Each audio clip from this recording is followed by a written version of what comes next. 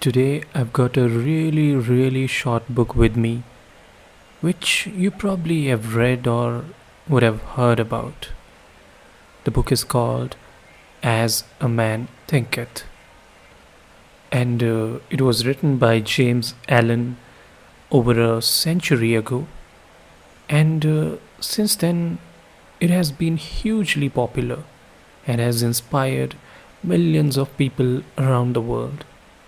As I said, it's a very short and simple book with a clear message about our thoughts and how they affect us. So, in some ways, it's a beautiful meditation for those of us who like to read and like to think. And the book really begins with this phrase, as a man thinketh in his heart, so is he. This phrase comes from the Bible, and this is where the author just starts with that fundamental philosophy that a man or a human being is literally what he or she thinks. That's all. And our character is just the complete sum of all our thoughts.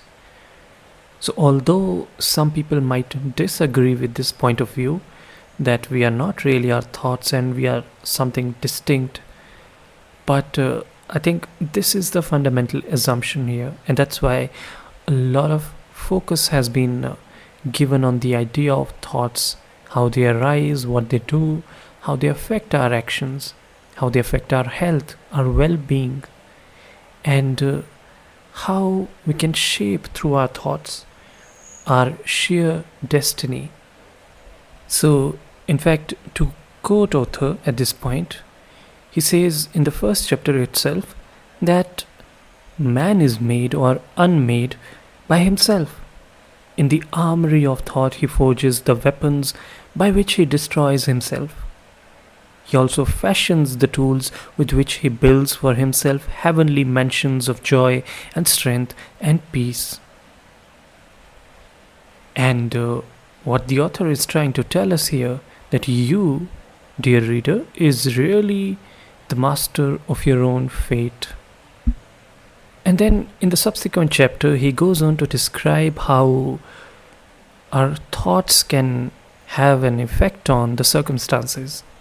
So, once again, to quote the author, he says, man's mind may be likened to a garden, which may be intelligently cultivated or allowed to run wild.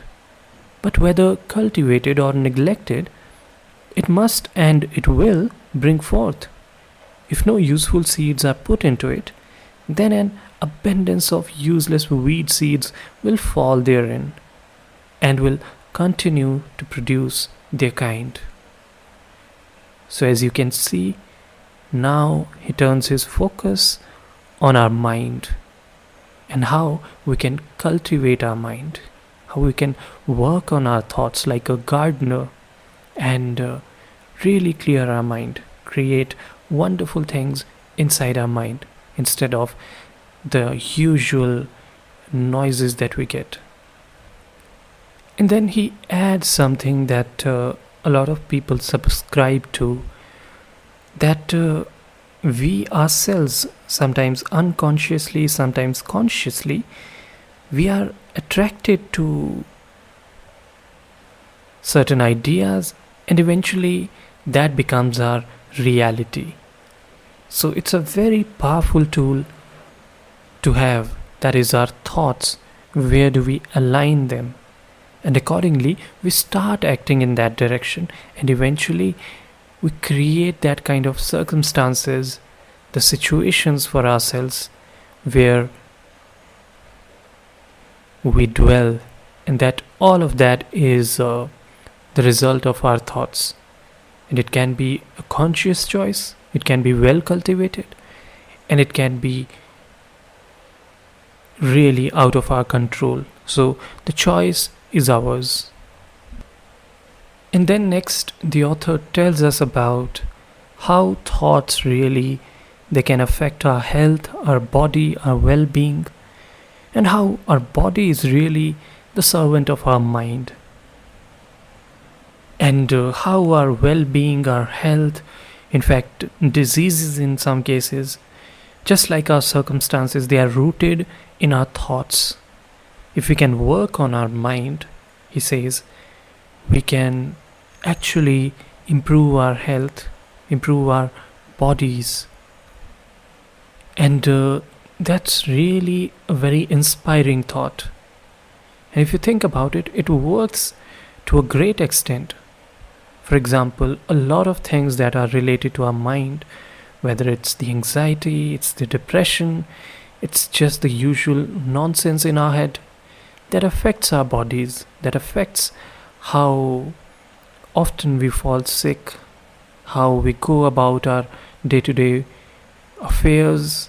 It affects all of that. And the well being of our mind is really, really important. And eventually, the author tells us how we can shape our destinies, shape our purposes, the things that we are aiming at through working on our thoughts. If we can do that, if we can work on our thoughts, see them in their entirety, clear this picture in our head, what the thoughts are doing to us, and instead of them controlling us, thoughts controlling our behavior, which can be really erratic at some times, we can control them, we can guide them, and our actions and everything else we do, that will follow them. And that's a very good way of living.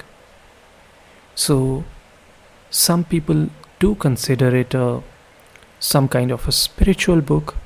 Some people consider it a self-help book. You can put any kind of category or label that you want, but essentially the idea is to make your life better. If that happens through meditation, or meditation on literature, or following the guidelines given in the book, or simply reading the book for the sheer joy of it, and contemplating on the ideas, working on yourself. All of that is your choice. But the important thing is that whenever you get a chance, you should try read this book, and it won't take much of your time. If you are a really slow reader, in that case, probably a weekend. And that's not really bad, is it?